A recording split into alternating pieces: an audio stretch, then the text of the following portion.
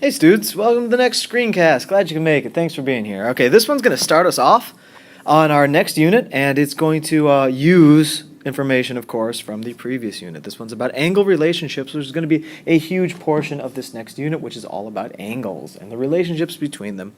So let's get going. Our instructions are, on the map, Henderson Road, right here, as you can see, intersects Broad Street, right here, going north and south, and angle 1, that M means measure. The measure of angle 1 is symbolized, denoted right here. The measure of angle 1 is 93 degrees. Find the measure of angle 2, measure angle 3, and the measure of angle 4. No problem, we got this with just a little bit of starting information right here. The measure of angle 1 is equal to 93. We are able to find 2, 3, and 4 with relative ease, actually, if we know something extremely important in mathematics. First and foremost, here we have our picture of this Broad Street and Henderson intersection. It really helps to label this up. So let's put next to angle 1, 93 degrees. So angle 1 is 93 degrees. Now, one thing that we've said a few times, but we're going to be saying a lot more often in our class, is that whenever you have a straight line, such as Henderson Road or Broad Street, okay, a perfectly straight line, it's called a straight angle. Well, we know about an obtuse angle. We know about an acute angle. We even know a lot about right angles.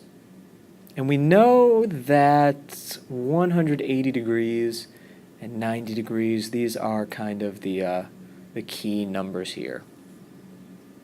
What is the total degree of a perfectly straight line, such as Henderson Road, or Broad Street, or heck, any straight line?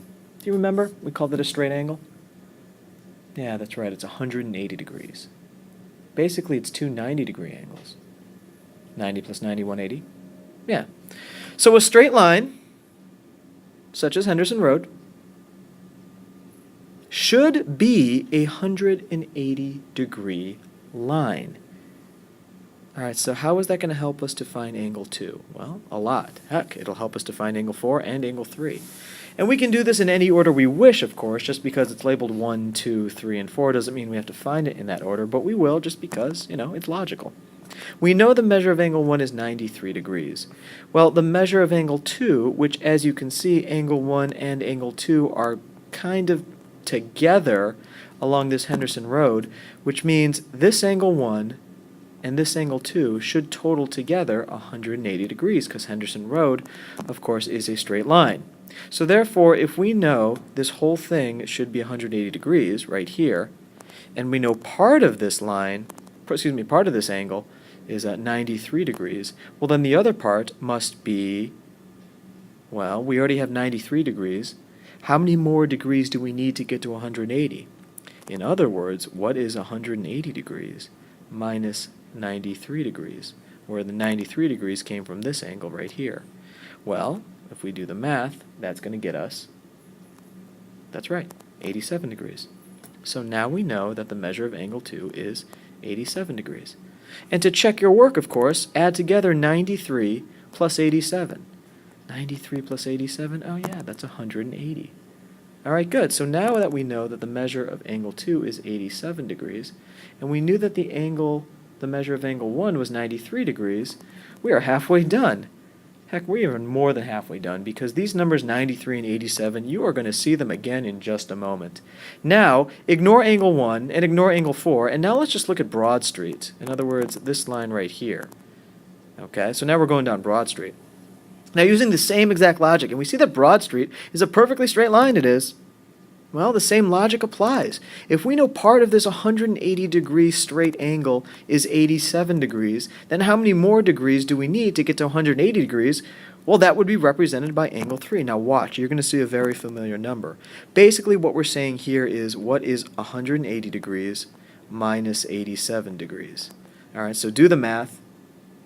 Oh, look at that. You get 93 degrees, which makes perfect sense. So now we know that the measure of angle 3 is 93 degrees. So we can put that in our list right here.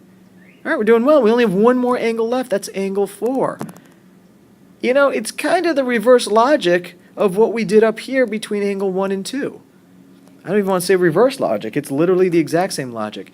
we know that this Henderson Road right here, this straight angle, consists of also angles 3 and angle 4, because it doesn't have to be just angles 1 and 2, because keep in mind it's an intersection between these two streets. We could see that, all right, if part of this angle, this 180-degree straight angle is 93 degrees, then we've kind of already done the math right here to know that angle 4, of course, is, that's right, 87 degrees. So we've done all of our math already. And now we have all 4 angles that we need. 1, 2, 3, and 4. 1, 2, 3, and 4. Now, I want us to notice something interesting, too, that's going to help us throughout this unit. All right? Look at angles 1 and 3, right here and here. Look at angles 2 and 4, right here and here. Yeah, they're equal, aren't they? Those are the exact same 2 angles. They're both measured. They're both angled measured the same way. They're both 87 degrees or they're both 93 degrees. That relationship has a special name that we will be learning about throughout this unit. Feel free to look it up ahead of time. That would be helpful. And one other thing I want you to keep in mind.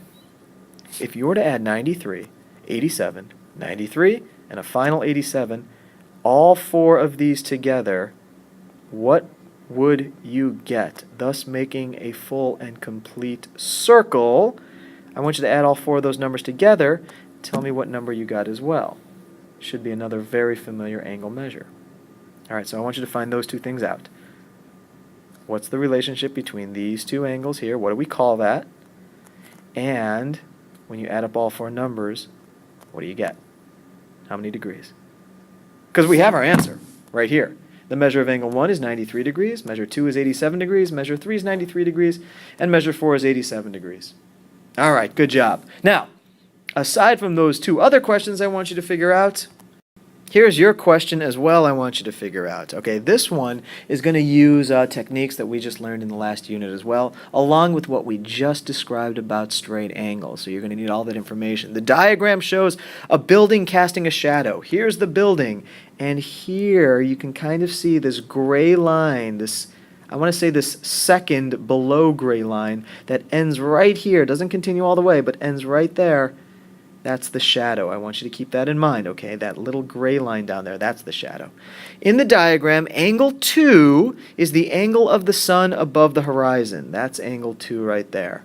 At a certain time of the day, the measure of angle 1 is 122 degrees. So we see that angle 1 right there, that's 122 degrees. And the shadow has a length of 84 feet. So this shadow length is 84 feet. Use a calculator to find the height of the building. How tall is this building right here? Round to the nearest tenth of a foot. Tenth of a foot. So now, using what you know about straight angles and what we know about trigonometry, you're going to solve for the height of this building, all right? Good luck. If you have any questions, feel free to contact me.